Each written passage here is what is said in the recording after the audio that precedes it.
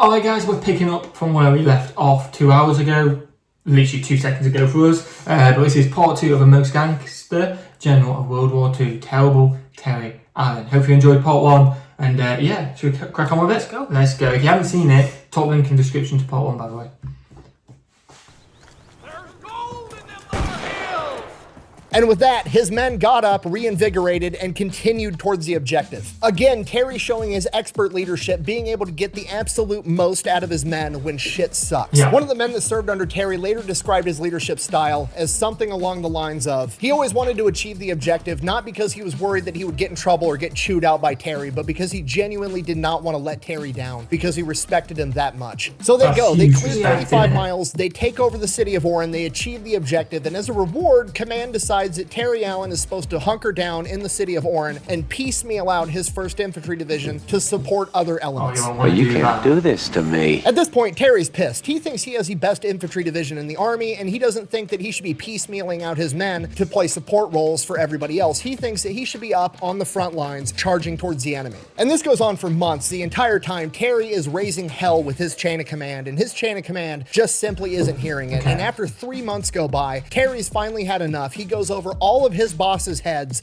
and goes straight into General Eisenhower's office, looks him in the eyes and says, and I quote, "Is this a private war or can anybody get in?" General Eisenhower, impressed by Terry, issues the command to reassemble the 1st Infantry Division and get them into combat, infuriating all of the officers in between because Terry just went over their head to the big boss. So now Terry's got his entire division back, all of his men are under his command, and what he decides to do is he wants to start getting them trained and ready to go into combat. He gives them extensive night fight training and gets them ready for combat with like the couple of weeks that they have. Early March, Terry gets an order that him and the 1st Infantry Division are supposed to go take over a city in Tunisia known as Gafsa, about 45 miles away from Oran. Terry needs to have the entire division moved into place on March 16th, just north of the city, and then on the morning of March 17th at first light, they are going to attack and take over the entire city. So Terry does just that. They arrive on the 16th, exactly where they're supposed to be, and that night, Terry says, you know what?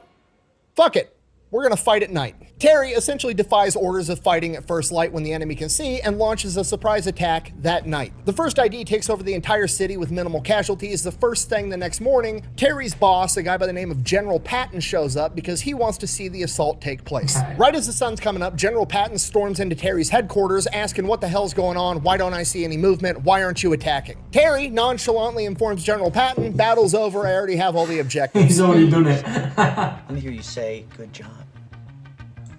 Good job.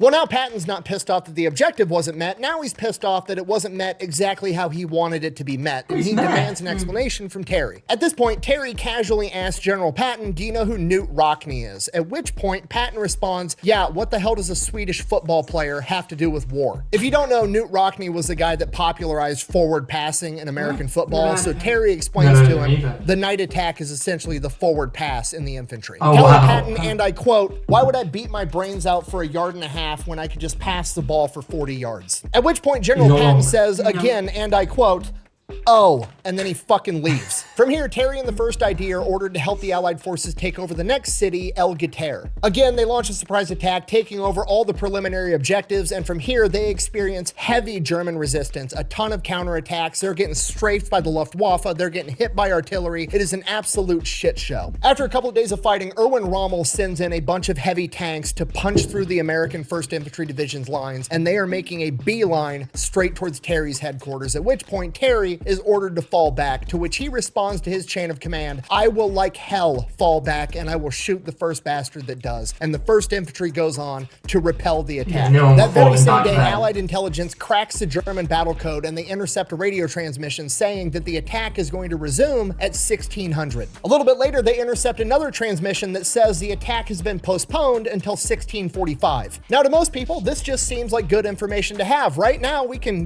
be ready and defend ourselves when this attack comes. But to good old terrible Terry, he sees a unique opportunity to fuck with the enemy, and that's exactly what he's gonna do. So Terry waits until 1615, 15 minutes after the initial attack was supposed to take place, and then he orders his communications unit to send a transmission on the German radio frequency that says, and I quote, what the hell are you guys waiting for? We've been ready since 4 p.m. Signed, the 1st Infantry Division. Have a nice day, and thank you. Shoot. how I Oh, go God. grocery Well, shopping, Moses but skipped still through it, cook. but yeah, like he didn't want to just downplay it. He's playing with him, and he's like playing with his food, like animal playing with his food. Yeah. Beautiful this. Shoot.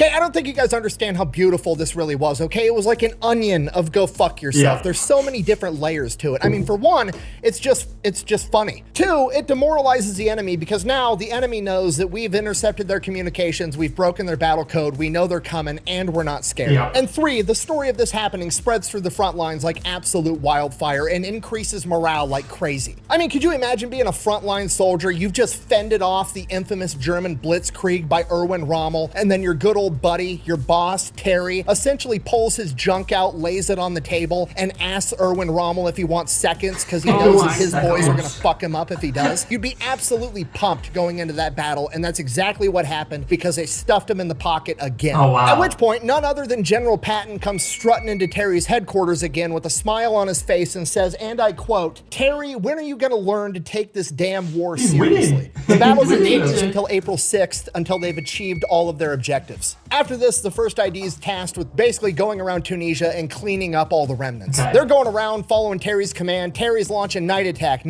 day attack, staggering back and forth, keeping the enemy guessing. It's absolute chaos, and the first ID just mops the floor with the enemy. The entire time, Terry and Teddy Roosevelt Jr. are on the front lines telling their men, like, okay, once we clean up Tunisia, we're gonna go back to Oran for some R&R. We're gonna have a bunch of fun. We're gonna beat up every MP in town while we do it. Now, while all this is going on, General Terry's one way starting to to do get a it. lot of publicity in Time Magazine and the newspapers back home, and Patton is all over PR, right? That dude thrives on PR, and he's starting to kind of like get a little bit jealous that Terry's starting to attract some of the spotlight. Okay. Time Magazine actually called Terry the best commander of an infantry Ooh, division I in the like United that. States Army, and the next version of Time that comes out, General Patton gives an interview where he describes the combatants of El Guitar, aka the 1st Infantry Division, as a bunch of freshmen. Terry, noticeably fucking furious because he's insulting his precious 1st Infantry Division, calls him out on it. Him and Patton get into a back and forth. Patton calls him tired, and they get in this big pissing match. At one point, Patton actually ends up showing up to Terry's headquarters in person while Terry and the first ID are clearing out the rest of Tunisia, and walks in, they're talking, and Terry kind of asks, looking around the HQ, there's, you know, some foxholes dug, and he asks Terry, which one's yours? And Terry points to his foxhole, and Patton walks over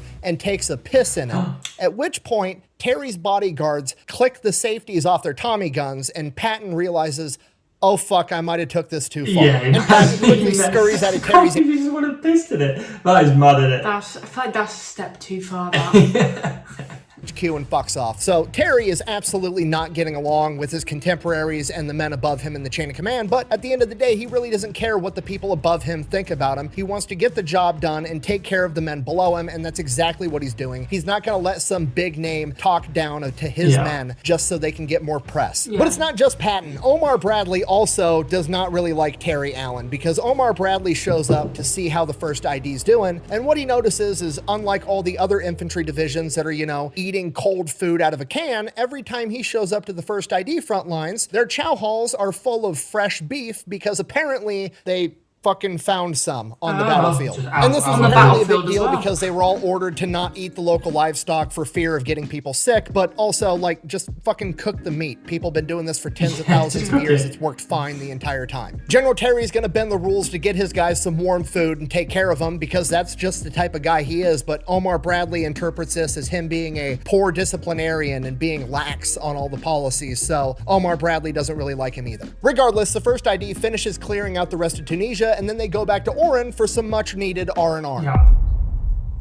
Can't be a bit on. So the first ID shows up in Oran, and this is where shit kind of hits the Oh, fan no, because the first right? Yeah, rest and recovery, I think. Oh. Oh, we'll sing on Same that. thing. Yeah, do you think this is with Patton, the incident? I think this might Yeah. ID took this place over a couple of months ago, and since then, the second wave of American forces has kind of went in, taken it over, and essentially turned it into a major military installation, right? You've got all your administrative people, you've got your supply people, they're all running around in their Class Bs. These guys have never seen combat, they've never seen the front line, and when the first ID shows up, they're informed that combat soldiers are not allowed to go into the bars and officer clubs inside of the cities. Oh, why? Pardon me, young man. They took it Excuse over. the shit out of my goddamn French. This, rightfully so, does not sit well with the 1st Infantry Division. Like, motherfucker, I'm the one that took this city over and fought the Germans. You showed up after the fact, and now you're gonna tell me I can't go into the bar? Yeah. Absolutely not. You can go fuck yourself. So there's a bunch of fights, there's a bunch of partying. On one occasion, General Allen is sitting down at a restaurant having lunch when he sees one of his soldiers with the big red 1 patch on his arm getting into a fist fight with a couple of different soldiers in their Class Bs, at which point Terry stops lunch, goes over, breaks up the fight, tells his sergeant, like, hey, sergeant, knock this shit off. When he just joined in and back his mate up, to be fair. They're just coming away everywhere.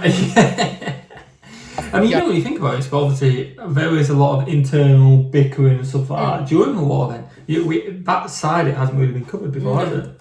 Yada yada, goes back to eating lunch. A couple minutes later, fight breaks out again, same exact sergeant. Terry gets up, now he's pissed. Like, Terry's a cool guy, doesn't want to chew you out, but if he gives you a direct order, you better fucking listen. Yeah. So Terry grabs his sergeant and he's like, Sergeant, I thought I told you to not fight. And the sergeant looks at Terry and goes, General, you didn't hear what they said about the 1st Infantry Division. They said we couldn't fight our way out of a wet paper bag. At which point Terry looks this NCO in the eyes and goes, all right, get back in there. And then proceeded to go back and eat his lunch while he watched this NCO beat up a couple of paper pushers. Yeah. So it's definitely a shit show going on here, but by the time all this information reaches Eisenhower, all he sees is the word riot written on a piece of paper. Good. He calls Omar Bradley into his office, chews Omar Bradley's ass. Omar Bradley basically blames all of it on Terry Allen, saying that he's a poor disciplinarian and that he's not doing a good job manning his men. So Omar Bradley basically hatches a plan that he's going to try to get Terry Allen relieved of command. The problem that's not is they're good. about to go invade Sicily, and despite the fact that Terry Allen and Patton don't really like each other, Patton finds out that they're going to not let the 1st Infantry Division partake in the amphibious landings at Gela, at which point Patton says, no, I need those 1st Infantry sons of bitches, I won't go without them. So General He knows how Patton good they are. essentially ends up keeping Terry in the fight, not because he likes him, but because he recognizes that he needs him, because Terry Allen is that fucking good. Yeah. So July 10th, 1943, Operation Husky kicks off, the amphibious landing in Sicily, and the 1st Infantry Division is landing at Gela, and they need to take it over. It is heavily fortified, and it is a tough fight the entire time, but Terry gets his men, and they establish this beachhead, and they start moving forward. On the second day of fighting, Terry's back at his headquarters, and Teddy is out on the front line, and where Teddy's at gets overrun by Hermann Göring's tanks. They attack with 60 German tanks. Oh, yeah, At this that point, ain't good. Terry doesn't have any tanks to send to go fight him, and he doesn't have enough anti-tank in his infantry to be able to do anything. So Terry, thinking fast, orders Teddy to have the men bed down, let the tanks roll right over the top of their fortified positions, and then once the tanks are past them, fight off all the infantry that's going to be coming in behind them. And that's exactly what they do. But now Terry still has to figure out what to do with the 60 German tanks making a beeline straight towards him. Yeah, So so Terry just sends pass the them order out. out to his forward observers to get ready to call in for naval gunfire, and then he orders his artillery to lower the guns and, I quote, slug it out when the tanks come. And that's exactly what they do. Teddy and his infantry on the front line fend off all the German infantry, and Terry's artillery and naval gunfire takes out all the German they got tanks. them all. By the end of that day's battle, Terry has lost a ton of men. His line is fractured. He's still got guys all over the place trying to hold on desperately to key terrain features. He's hurting bad, and he still can't get tanks up there. Yeah. At this point, Terry realizes he needs to pull a Sun Tzu. He needs to appear strong when he's at his weakest, and he issues a single order in all caps. The division attacks at midnight. And that's exactly what happens. At midnight, they open up with naval That's gunfire just a and bold artillery. statement, like when you shoot me, it's like, nah, we are attacking. Bold statement. First ID launches their night attack, catching the Germans completely off guard. And once the smoke settles, they realize that the Germans were gearing up to launch a major offensive the very next day. But the first ID and Terry Allen beat them to it, wiping them out and capturing all the objectives by sunrise. Terry Allen and the first ID have saved the day. However, we can't say that because we don't like Terry Allen because he takes care of his troops. So rather than crediting Terry Allen, Omar Bradley shifts the credit and gives it to Patton because it's Terry wrote technically that. Terry Allen's boss, saying, and I quote, General Patton's insistence on having the division for the assault may have saved the Second Corps from disaster. This is That is a load of rubbish. Well, we were not going to skip this out just because I don't know how long editing's going to be. So, oh, the door. Was that people? That was people, but just Oh, it might have been one postman. person. oh. There we They go. do. Assault may have saved the Second Corps from Yeah, I say disaster. kick in the face. Yeah. This is a load of barnacles. After that, the first ID is ordered to go take over an airfield. They do that almost immediately, and from there, there's another super hard fight that they're going to need the first ID for at a town called Trenoa, which is part of the Edna defense line, and it absolutely has to be captured. The problem is it's a mountainous town in Sicily that's described as being so hilly that it would tax a mountain goat, and there's a bunch of Germans in there that are heavily fortified and ready to fight. Okay. So Terry and the first ID show up, and this is a hard fight. But Terry's in command. He's shifting soldiers around, forcing the Germans to shift their soldiers around, causing the Germans to expose a weak point, at which point Terry would attack. He just out-finesses the German command at every possible turn, and the first ID takes over the town in 6 days. And then holds it while the Germans desperately launched 24 counteroffensive towards him, and he stuffed every single one of them. Now, in the midst of the battle, as it became apparent that Terry Allen might actually pull this shit off, two other generals, General Wyman and General Huber, showed up as observers. They then proceed to sit back, watch Terry Allen and the first ID out-finesse the Germans at every conceivable turn, take over the entire town in 6 days, breaking the Edna defensive line, and then, once the battle was over, they informed Terry Allen and Teddy Roosevelt Jr. that they are both being relieved of command under the orders of General Eisenhower and General Omar Bradley. And their reasoning for it was essentially what it was back in Oran when they planned the entire thing, saying that Terry Allen was a poor disciplinarian, and because of that, the 1st Infantry Division had become too unruly. So the entire... They got the job done in efficient time. Like, normally, all these other stories, like, you got a badass who's against the rules, and they don't care because he's doing it. He's doing it, and they care. Why? Why do you care? The 1st Infantry Division is absolutely furious. They absolutely love their fighting General Terry Allen. Terry Allen is absolutely furious because, well, his career is essentially over and he is being shipped back to the United States. Ironically, just 2 days after he is officially relieved of command of the 1st Infantry Division, he ends up on the cover of Time magazine praising him as the best fighting general in the United States. And now he's been relieved of command and is getting sent back to the United States. And you have to understand, in World War II, when you were relieved of command and sent back to the United States, like, that was it. You were done. You were going to be in charge of, like, a training facility or some bullshit. You were never going to see combat or major warfare ever again. This is the end of Terry Allen's career. Until he fights back, I'm guessing. So Terry makes it back to the United States, doesn't really have orders. He's on rest and recuperation. And after 7 weeks, he receives a letter from General Eisenhower that says, and I quote, "I'm certain that after you've had your well-deserved rest from the battlefield, your experience and courage will command your assignment to equally, if not more important duty." I'm back, baby! Apparently, while Omar Bradley and Patton don't like Allen, Eisenhower still does, and he's the top dog. Because of this, both Terry and Roosevelt are given a second shot at command. Teddy Roosevelt Jr. is famously sent back overseas where he partakes in the first wave landing of Utah Beach during D-Day. And Terry Allen is sent to Oregon where he assumes command of the 104th Infantry Division, aka the Timberwolves. Terry assumes command in October of 1943, and for almost a year, he trains this unit to get ready for combat. They train all over the country. They train in Oregon. They train in California. They train at Camp Hyder for desert combat. They are ready for absolutely anything, and the entire time, Terry Allen dedicates 35 hours a week to night combat. And the Timberwolves become the first ever U.S. Army unit to specialize in nighttime operations. September 1944, Terry Allen and the Timberwolves make their way into northern France, fighting alongside British and Canadian units, most likely an effort to keep Terry Allen away from all the other United States generals. Once Terry gets in France, his first order of business is to go to the graveside of one of his best friends, Teddy Roosevelt Jr., the only general to land in the first wave of D-Day, who would pass away just 6 days later from a heart attack and be posthumously awarded the Medal of Honor.